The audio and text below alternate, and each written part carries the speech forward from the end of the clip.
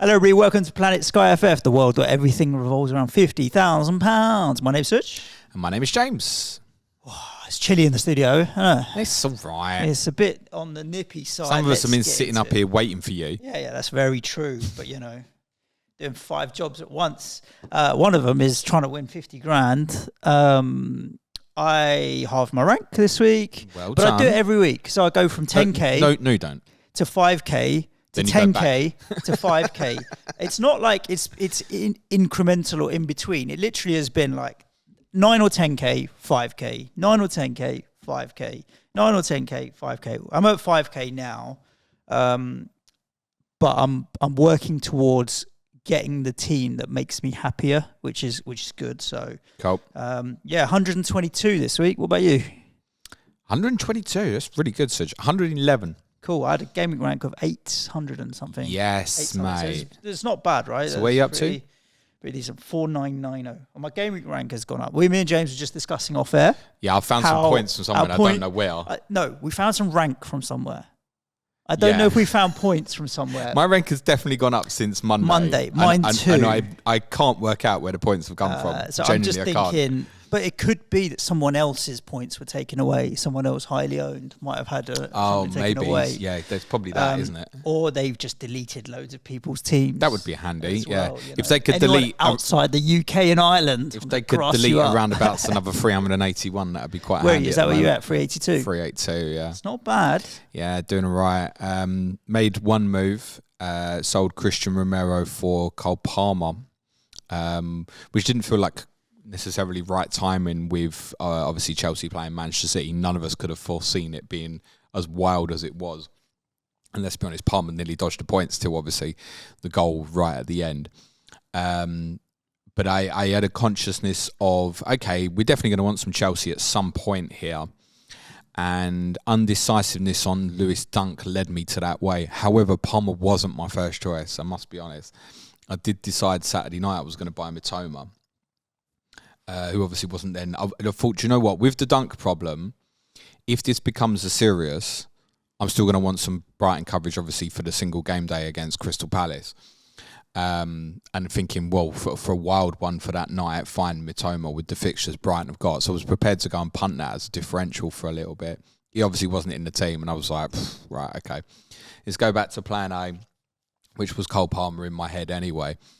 So Romero gone. I will probably get him back, but Tottenham's serious nature of their injury problems, etc., means I might just leave that and just carry through with Sonny. Lewis Dunk has remained for the moment. You weren't on anyway, were you, Serge? Nope. My take on it was, and it was especially the case once Mitoma wasn't in the Brighton team against Sheffield United as well, was I'm definitely going to buy him back. So it's got to be something that I felt was worthwhile to go into for a really short period with a clear avenue to go back. And I felt from that perspective, the best choice would have been to go into Joachim Anderson of Crystal Palace, who obviously, he definitely, I think, got over 100 passes against Everton. We identified the 4 good fixtures, then leave back. I decided to let that go Saturday. So I think once I'd done that, I was like, no, I'm going to stick with this unless we got word from De Zerbi that Dunk was a serious injury. Dunk obviously pulled out of the England squad, but he did post on his Instagram on Monday something, paraphrasing, to the extent of, really disappointed to have to pull out the England squad, see you after the break. Doesn't mean much. I don't know. Go on. No, who scored you points then this week? My point being is, I don't think that Lewis Dunk's not going to be back soon, is my point. So, for the record, were I to move on, i.e. if it is something that becomes more serious, it's possibly Kieran Trippier would be the one I'd go for. I've got 1.5 in the bank because of the Palmer move. But I do have a conscious as well that Palmer might become a problem. Shimikas might become a problem. Points for me this week: Pope 4, Shimikas 13, Saliba 12, Salah captains Sunday 32, Bowen 8. I captain Son Saturday for 4. Oh, I changed my mind. I changed my mind on it. Friday night, I was like, do you know what? Bollocks, I'm going to captain Son. And actually, it wasn't that I thought Son was definitely a better choice than Saliba. I got it into my head because Gabriel hadn't played for Arsenal on the Wednesday night that there was a small chance that Saliba might not play against Burnley. And I was like, do you know what? Sonny's still clear talisman here against Wolves. I'm going to go with it. So I should have another 10 points on the board, but I can only blame myself. 9 for Palmer, 18 for Haaland, 5 for Alvarez, 6 for Watkins. Cool. Dunk was on my radar as a replacement for Romero. That's where you were going to go, wasn't it? Yeah. But the doubts meant that it wasn't going to happen. And in the end, my toss-up was Tsimikas or Palmer. And like you, I had in my mind to go back to Romero for West Ham. So then looking at Palmer's fixtures where they had City, Newcastle, Brighton, Man United, or at a Tsimikas, and there's no guarantee Tsimikas will play all these games, right? But if I've got Luton, Fulham, Sheffield United, there's Brentford in there. I literally love... Brentford. For the benefit of the listeners and the viewers, I love 2 weeks. Yeah. So just letting them, my planner is 2 weeks old. The prior was Brentford, and then Fulham, Sheffield United. If I get Tsimikas in those fixtures, he's going to outscore Palmer, in my opinion. If you just go to James Planner, you can have an updated one. It's slack. And also, the other thing with going to Palmer would have meant 3-5-2 as opposed to 4-4-2. So I decided to go with Tsimikas. And look, he's paid back in one game, so that's fine for me. I captained Saliba over Martinelli. It's worked out okay because obviously he had the goal and a clear, comfortable pass tier. So that's fine. But the clean sheet would have made it really tasty had he hauled. And I will continue now to go Saliba over Martinelli because I've got no intention of getting another Arsenal attacker if and when I want to captain an Arsenal player. So yeah, that was not bad. You got your points out of 10 players as well, right? Because no Dunk. So did you. No Colwell, right? Colwell. Matty Cash, cheeky little shot tier from him. Oh, it's all right now. Is he Matty Cash? Is it? No, 4 points ain't good enough. But I captained Salah like you over Haaland. Much of a muchness really at the end of it. There's a point in, a couple of points in it. Bowen, nice. Diaby with an assist. And then Alvarez with an assist and Haaland with an 18-pointer. Martinelli's thinking out my team here. Like if he is announced as he's flagged, I'm sure he's not going to be, then he's a clear move on for me. And Colwell, again, potentially could be a move on for me, but there's no desperation with either of those two at the moment. Yeah, you want to open up an avenue to Chelsea. I think Martinelli, probably Wednesday the 6th to a Chelsea player is something you're probably going to be looking at. You got money in the bank? I have, James. How much? I have 1.4 million. So you could, point being, if you want to go into, say, Thiago Silva, who knows, maybe even by that point be like Christopher Nkunku is a name I think to keep an eye on in the next few weeks. Obviously, we haven't seen Colwell, yet. We've heard, is not like serious. It was just an illness or a knock or something. No, but does he definitely get back in the team? Cucurella played really well. Badia Shill's fit. This is Gary Mantle said on COTC yesterday that he felt was probably the fourth best of the four, actually. So even still, he's going to be competing with Badia Shill again now. If we get news on the 25th that he's not travelled to Newcastle, he's not in the squad and it's not fit for Newcastle, I'll move him on. So? I'm not sure yet, but it's one of those where I'll make the transfer without a fixture gain because there'll be no fixture gain. Or you just go into Fulham and Wolves? Potentially. What are you thinking? The difference between shit and shite, isn't it? I'd probably go Ream or something like that, maybe. But yeah, to be confirmed. I'm skipping that fixture. I'm not going to bother with that, to be honest with you. Yeah, I think it's the most likely for me as well, but I think it does need a little bit of coverage because I think psychologically it will be the obvious solution for people. And look, I can't promise that if Dunk is ruled out for a couple of weeks that I don't just go sod it. I am going to go into that game for a couple of games and then swing it back. The goalkeepers are reasonable picks. It's worth saying, I know a lot of people are going to go to Sarr, and it's fine, particularly those who are coming off Johnston. Like, I really, really get that move. I've kept one clean sheet this season, Wolves. And he's not exactly been flying with the tears recently either. No tears in his last 3 games either. 12 points against Everton is basically all he's got to speak of from his season. He's on 40 points. Leno's on plenty more than that. He's on 54. With Leno, you feel more likely to get the save tiers, I think. Even his have calmed down a little bit recently as well. I think defensively for Fulham, the only one I trust is Tim Ream. 7.5. And the reason I say that is, look, obviously you'll see the teams. But he's the one I'd be very comfortable, definitely stays in the team. You've got Adarabioyo is close to fitness as well. Diop is probably still a little bit further away, so Bassi probably stays in.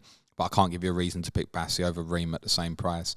Anthony Robinson is probably the most offensive one, but he's on 4 yellows, so that doesn't feel great. Paulinius, Ream, like Colwill to Ream to Romero is actually a daisy chain that I could do, and I'll get 3 fixtures out of Ream, like Wolves, Liverpool, Forest. But Wolves and Forest are at home, but then I can keep Shimikas. Yeah, you can look at that sort of thing. More sensible for me to do it that way potentially. But I need more information. I need to know what Colwell's situation is when he comes out the other side.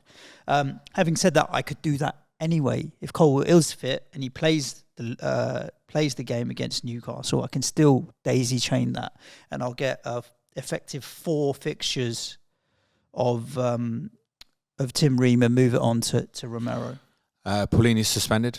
We warned that this was obviously a possibility. Is Basuma suspended as well? Yes, yeah. Are you going to do card watch? We knew that was coming. No, I don't have a card watch today, although I will say next week. The most important thing for me in the next weekend of Premier League matches is Tottenham getting a result against Aston Villa, and the next most important thing is Rodri getting booked. So he misses the game against Tottenham the week after. Can we have a bit of luck go our way? Like I'm tempted to just do Martinelli to Rodri for no reason other than just I want Rodri in my team. Oh, I hear that. I won't do it. Absolutely not likely to do it, but I really want to. The other midfielders for Fulham is just like much of a muchness. Like, fine, if you want to punch something as punt something as a differential, fine, William. I know Cordova-Reid is 6.7, but he's kind of in competition for a place with the team with Harry Wilson, so I don't think you'd be getting the fixture gains that you necessarily want. Raul Jimenez did score at the weekend. He's 7.4 up front. I think Rodrigo Muniz would have been more interesting if he'd been fit at 6.7. For Wolves, Craig Dawson is suspended as well. So as I said last week, if I was going to go in for that, Max Kilman, yes, more expensive at 7.7. Max Kilman's got 23 points. All season? All season. He's played every game. Like, I mean, it's literally a punt looking for clean sheets and stuff, isn't it? 8 Nori would be rogue, 7.2, but you should note that Hugo Bueno's back fit as well. Hwang, a few people will be on, doing decent, 7.3. It's probably the standout one from the offensive ones in the sense, right, Fulham away, Arsenal away, Burnley at home and move, or Forest at home and move, if that's the sort of thing you want to do. At his value, you could make the case just to stick him in and leave him in longer term, sure.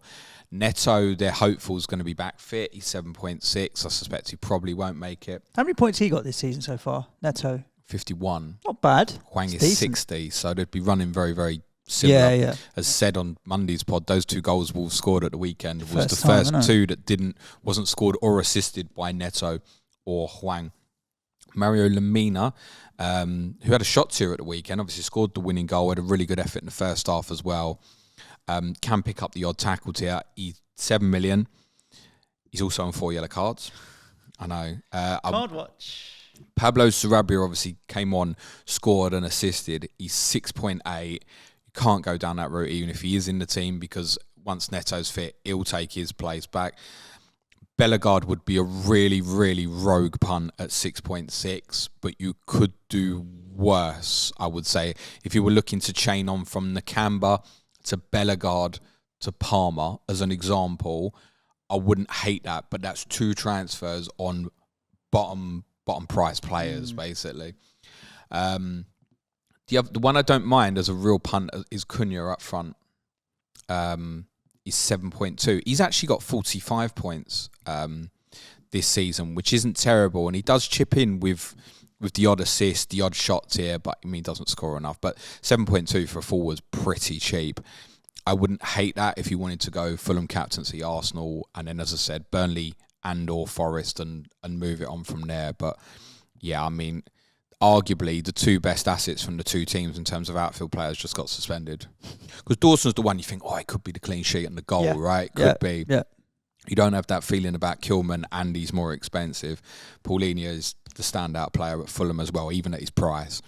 So, yeah, I think it's a liable skip, But I would say I might punt something if there's a consideration that Lewis Dunk is out long term. Or, of course, the other one is, should I pick up an injury over that weekend? Because I can always look at it and go, okay, well, let's do this and it'll buy me some time, maybe, if I'm not sure where I want to go, for example. Because with the games on Sunday, let's say you pick up an injury on Saturday, like, I wouldn't want to invest new into Tottenham or Villa, and I wouldn't on Everton or Man United either. So if I pick up a problem even on the Saturday, I think I probably would punt something on the Monday. But otherwise, it's a skip. Cool. We won't look at captaincy for the next 3 days because we're in the middle of an international break. Yeah, we will, because you're not here next week. Yeah, but you've got someone better to talk to about it. It's true. I thought we'd just give it a shout out. I have to go over to Berlin next week to check out. James wants to go and watch the Euros. He said, where are the best Bratwurst and Currywurst shops? So I said, I'll go and scope them out for you, man. I'll find the best beer killer. Did you apply for tickets? No, everyone had an answer yesterday, was it? Or the day before? Yeah, no one got tickets. Really? There'll be more released, but it was... Get your wallets out for UEFA. I searched, because all our patrons were moaning, were like, I didn't get any tickets. I had a look on Twitter and it was about 40 messages before someone says, yeah, I got one for a group game. One ticket. I got a game in Gelsenkirchen. Oh, mate, difficult times. But yeah, I won't be here, but you have a guest. Let's give it a shout out. Let's do it because people need to bookmark. Yeah, I think next week, the winner of Sky Fantasy Football this season might be on the podcast, and Luke Williams will be here joining me as well. I'm here all week. Luke's like 27th or something. Luke Williams is 27th. 1183. Absolutely smashing it. And his second team's 100 and his 55 his points. Second team is really well placed as well, by the way. So yeah, Luke's, as many of you know, is this FPL for the Expected Goals podcast. He'll be on next week. But yeah, we can do captaincy quick. Okay, because it'll take all of like 2 seconds. Go on then. Well, who are you captaining? Because I think they're all up for debate. I'm gonna go Haaland. That's my intention against Liverpool. Yeah. I'm going to go. It's a home fixture, basically. I feel like the second best choice is probably Salah. Maybe Arsenal. Yeah, I was going to say Saliba. Yeah, I mean, probably will it pass him here at Brentford. Maybe Saliba. Like, if I had a defensive player that I felt I could bank on, but I don't, I'd say Saliba. I think the rogue one for people... Jarrett Bowen. That's one, yeah, away to Burnley, and also maybe Anderson at Luton, if people have taken that route. Yeah. But yeah, for me, it's always the same as Haaland home games. I'm not having the fight or the argument with anyone. But I think if people did want to go Salah, it's perfectly reasonable. You must remember as well, the ownership of the two players is so high. Do you need to take the gamble? I realise Jared Bowen has scored in every away game. He's not going to continue to score in every away game. Yes, the fixture is good away to Burnley, but I would still go probably with one of the big two rather than Bowen personally. Yeah, I'm just thinking about Bowen's ownership here. We've got, come on. So top 1K, it's over half now. 53. Yeah. But compared to Haaland's top 1K, 89, and Salah in top 1K, 96. So, by the way, there's clues in that. Salah and Haaland's ownership particularly, 89% in the top 1,000. Yeah, there's 100 teams in the top 1,000 that I'm a little bit unsure of at this moment. I don't have a lot of choice on Sunday the 26th, James. It's Diaby or Cash for me because I don't own anyone else. Oh, no Tottenham, no? No. I think you wait, by the way. Huh? I think you wait. Like, I'm not buying. Don't buy it, yeah. I'm not buying. Not with you at the current state. I'm happy to just go Diaby. I'm going to go Diaby over Cash because as much troubles, your troubles are at the back more than up front. Like, I bank you to score in any given game, any given time. I don't know. The Wolves game, my suggestion is just troubles everywhere, possibly. There may be trouble. It's a tough one, and no decision needs to be made now. No decision needs to be made, arguably, till I see the teams.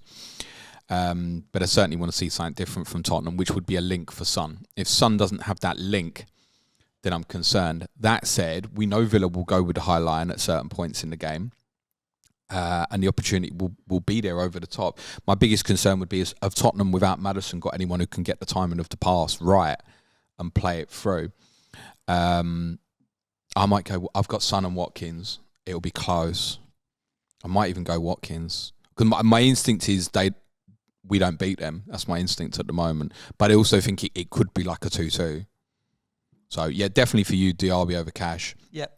And I think If you've just got Watkins as an example, like I would run with that. Anyone lingering with Bruno or Rashford or anything? Who are you, firstly? But would you rather go with them over Everton, or you'd go from your game? I'd still go from the Tottenham Villa game, I think. Okay. Yeah. Yeah, I think it's going to be a tough game for Man United. Everton defensively very dogged, but I mean that I can see that being very low scoring, like 1-0 or 1-1 or something. Everton Man United. I don't even, from that Monday game, I don't even know who to tell you is best.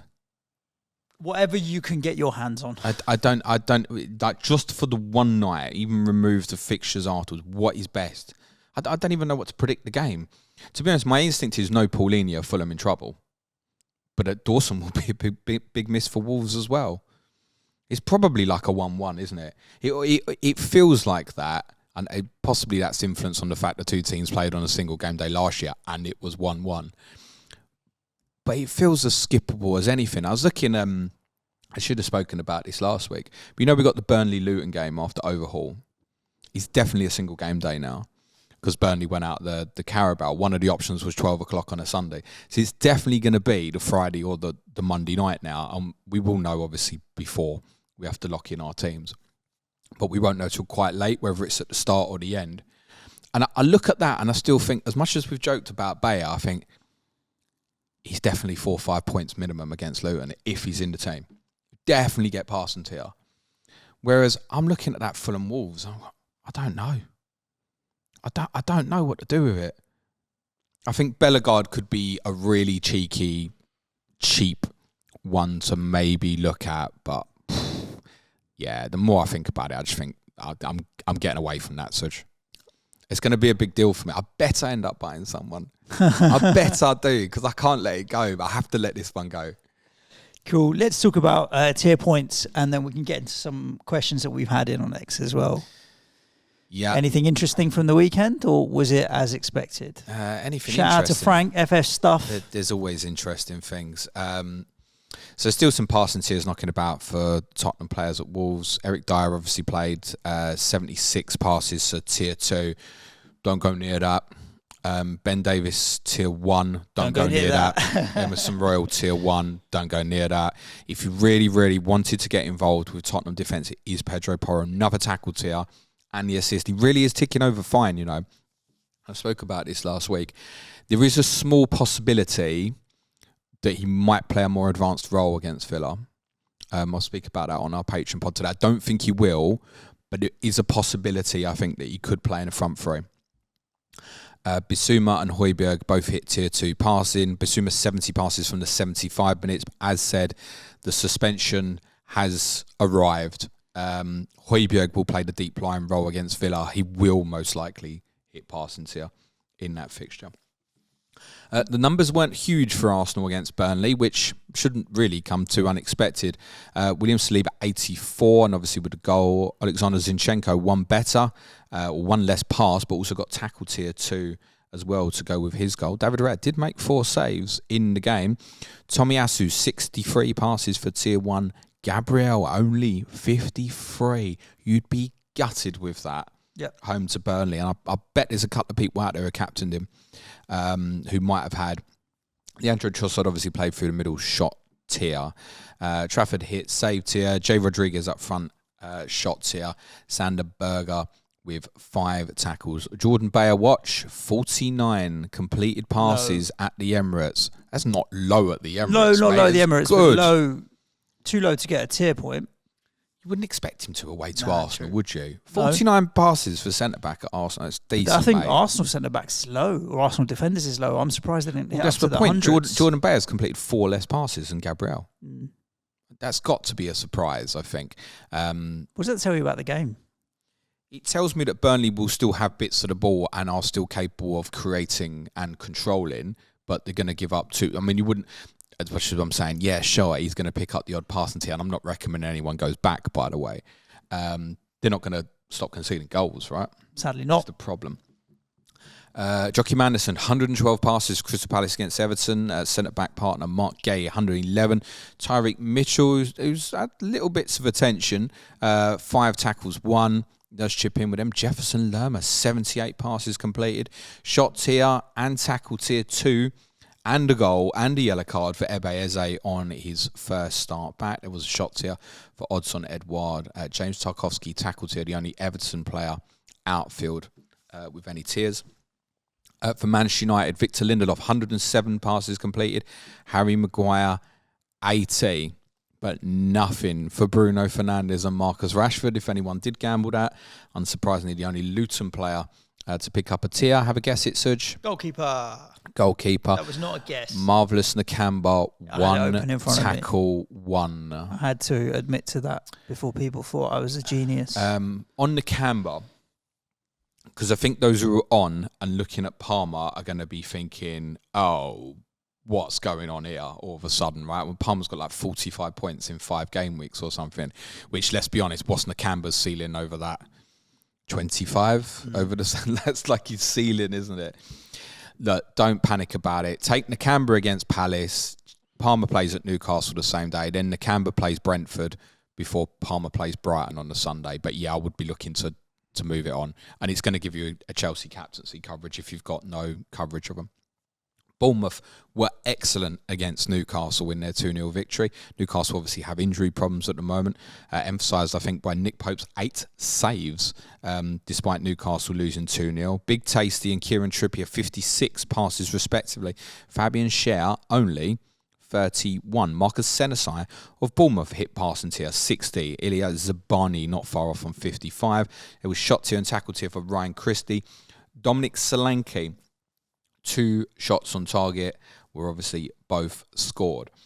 I did have a little look, Suj, around obviously Manchester City's blank period and looking at people maybe to punt. What's interesting about the City final day with Palace before they go to the Club World Cup is you do see the team.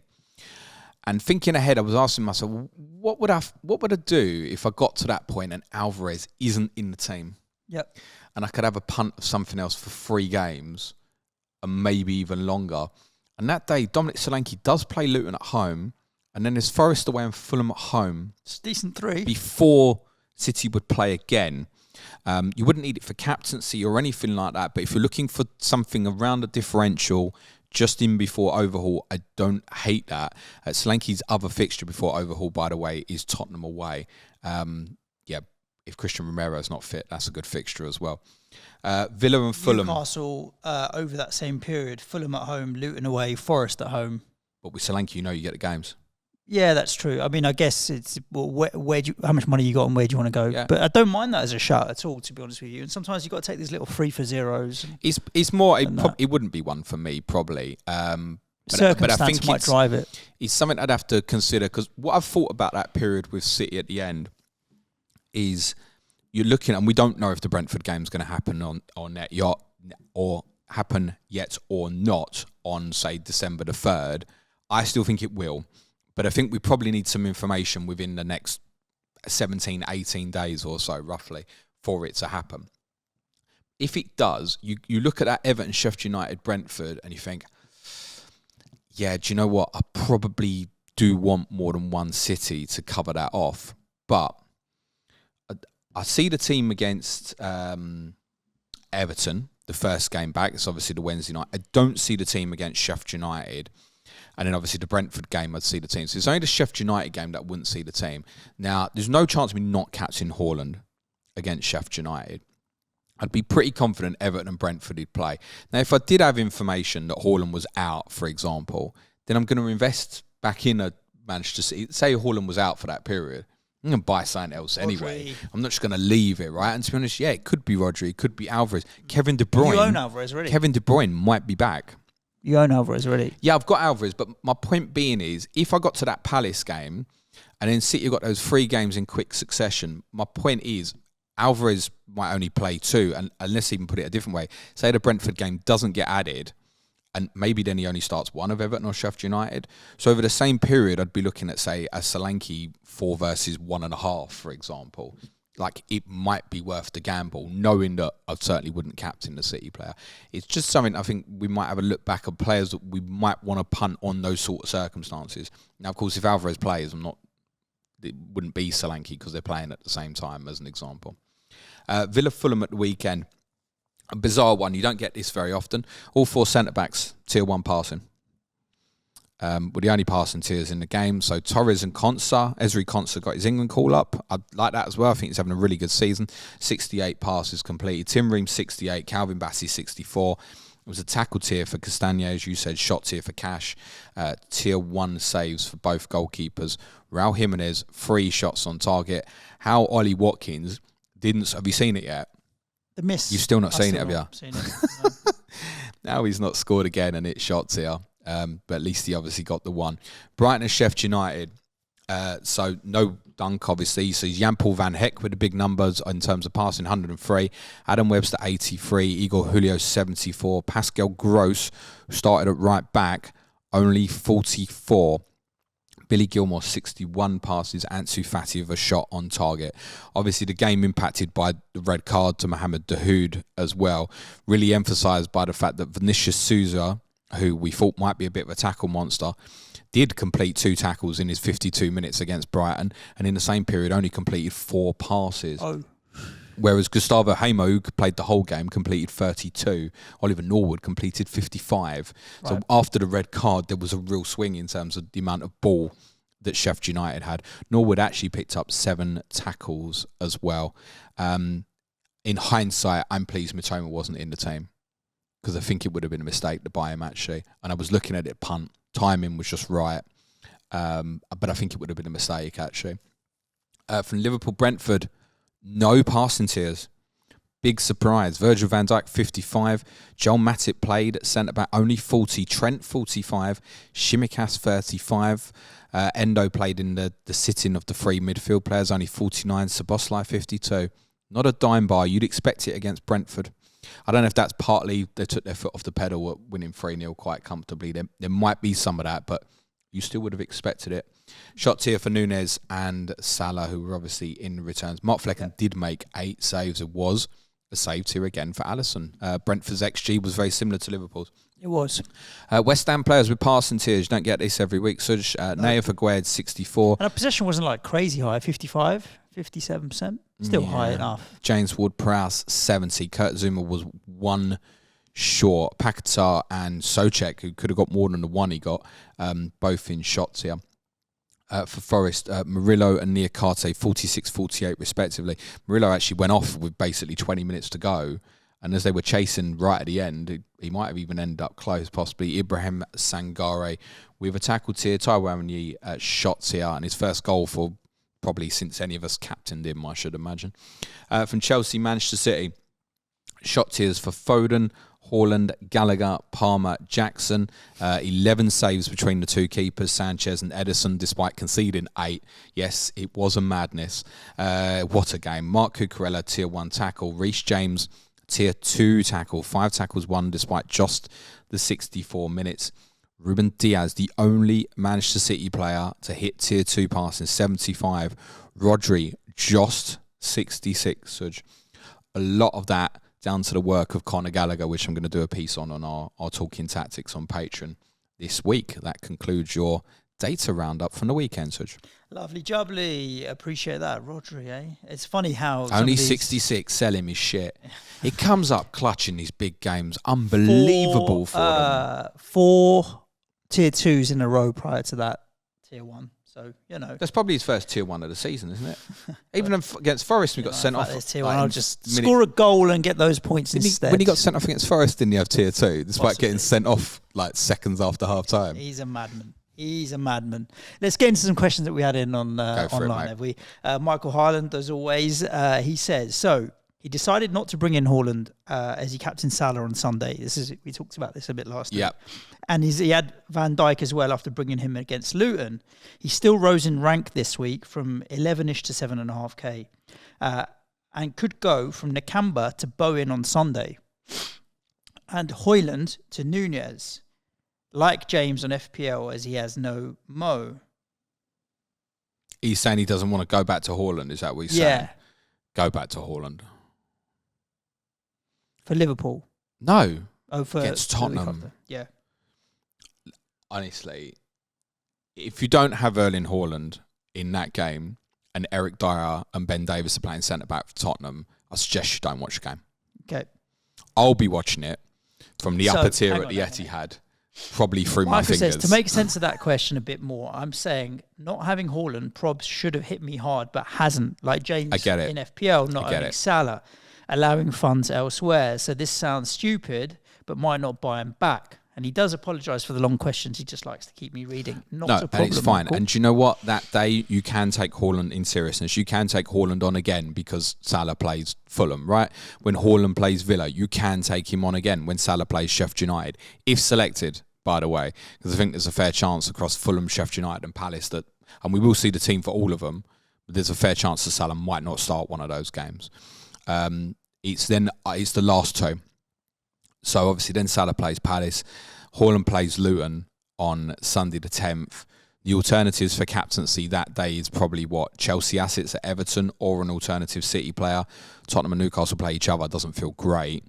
And then obviously, as said, there's that Crystal Palace home game where alternative for captaincy, that one, ironically, it's probably Chelsea again at home to Sheffield United. So look, can you keep taking him on? Sure. Could you win out with it? Sure. Is it worth the risk at this stage of the season not to get Erling Haaland back for the Tottenham game when there's a clear re-entry point? I would be looking to do it and manufacture it. The problem is, as said, when we covered this last week, who do you come off of to get him back in? Because the only ones of value, really, who play on the Saturday is like Saka's and stuff. The other big kind of premium players are playing on the Sunday. So the difficulty to navigate back to it might be part of what Michael's issue is. He might be looking at how am I getting back financially. I honestly would be looking to manipulate that situation. If it meant buying Cole Palmer on the same day, for example, when Chelsea play Brighton, that's what I'd be doing to make it happen. We've had a lot of talk about Wolves, Fulham. Dan Robinson's got, if Dunk's out for a while, would you get a Wolves or Fulham defender? I don't mind that because you can daisy chain that onto Romero if you want him back for the West Ham game. But also Newcastle play that day, Everton away. But then following that, Newcastle have got Everton, then Tottenham, but then Fulham, Luton, Forest. There's a 3. So going to Newcastle instead of... I feel like if I knew Martinelli was out, for example, for the Brentford game, I could move him to Son for the Villa game. And then I've got my Tottenham coverage. So then I've got no desperation to go back to Romero. So I'd rather go to Newcastle because their fixtures afterwards are decent. There's one very simple way of looking at this, I think, in terms of if you want to punt one. I strongly think it's Wolves. And that's because essentially once you daisy it on, you don't have to go back to the same player. And to be honest, if you're going back to the same player, I don't recommend bothering. With Fulham, you've only really got a choice of 4 teams of who to move on to. And once you look at the fixtures, basically it becomes 2, right? It's like Romero or a Newcastle player, which is fine, but that's the only choice you've got on that Thursday night, the 7th. From Wolves, obviously on Wednesday the 6th or Thursday the 7th, you've got your choice of 16 teams. Or even if you want to keep for the Forest fixture as well, which isn't a terrible idea, then you've still got your choice of 8 teams on Sunday the 10th. And that would include Tottenham and Newcastle again, Manchester City. It's the Chelsea entry point, really. And that's why I think a number of us would prefer Wolves because there's 2 clear hop-on-off points. Whereas with Fulham, you really are restricted just to Tottenham Newcastle. And listen, if your idea is Romero, there's no reason to think Romero won't be straight back in against West Ham as long as he's fit, right? Then he'll be straight back in the team. If that's the one you want to do, fine, go to Romero. I would suspect, though, it's still a daisy for you because presumably if you had Romero, you probably sold, I'm guessing, last weekend rather than decided to hold. Let's have a quick look at his ownership, Romero. Yeah, 4.4% in the top 1,000. And he was, over 50%, Everyone's I think? Got rid of him. So, nearly everyone's moved on, right? AD Tour, is Nakamba to Palmer a want or a need transfer? It's still a want. Yep. But you might decipher, for example, if that's going to be your one Chelsea player. I've spoken about the kind of best backup to Manchester City on a couple of days, and you obviously have the obvious single game day against Wolves on Sunday the 24th. So at the moment it's a want, but it may become a need if you're struggling to move off other things. Like in my head, I kind of thinking Saliba to Silva, say when Chelsea play Manchester United Wednesday the 6th. I know Silva's not playing all those games though. Not that I know Palmer's going to play all those games. It might be when it gets closer. I'd look at Alvarez to Nkunku, for example. Might be a new if he's back in, card. really what price could be. Is he in this game? 9? I think it's 9.4. I think from memory. So Dave Gold, he wants to know thoughts on Adingra as a Sky asset. 7 million. Until the Palace game, he says. Not keen. Okay. What I would say is I think he's first choice. I do note as well, interestingly, that obviously they've got 2 Europa games left. Both the Europa games are before the hardest games that they've got over this period, so Chelsea away and Arsenal away. So probably the ones you're least worried about. I think the great goal at the weekend, I don't think it's a terrible buy, but I also think it's very punty. You want it for the Palace game. I can't guarantee you a start against Palace. Not with a player like that. The only 2 people I can tell you will start at Crystal Palace if they're fit are Duncan Matoma. Anybody else right now? I mean, what have Brighton got beforehand? 7 games. Yeah. So if it's part with the Palace captaincy in mind, meh. My take on that, by the way, at the moment, Suj, would be I think beyond the Burnley game, if I was to pick up an injury to Dunk again, for example, and he looks like he's out for that period, I could end up skipping that Palace Brighton. Right. Because afterwards, the gap, Palace have got Chelsea away afterwards is shit. For Brighton, nearly every other team plays twice before they play again. So I think it would be a skip. We've got a question coming in from Eze, FPL Eze, as opposed to Eberici Eze. Heavy weekend celebrations meant he forgot to transfer out Romero on Saturday. Okay. Should he just hold him now till he's back?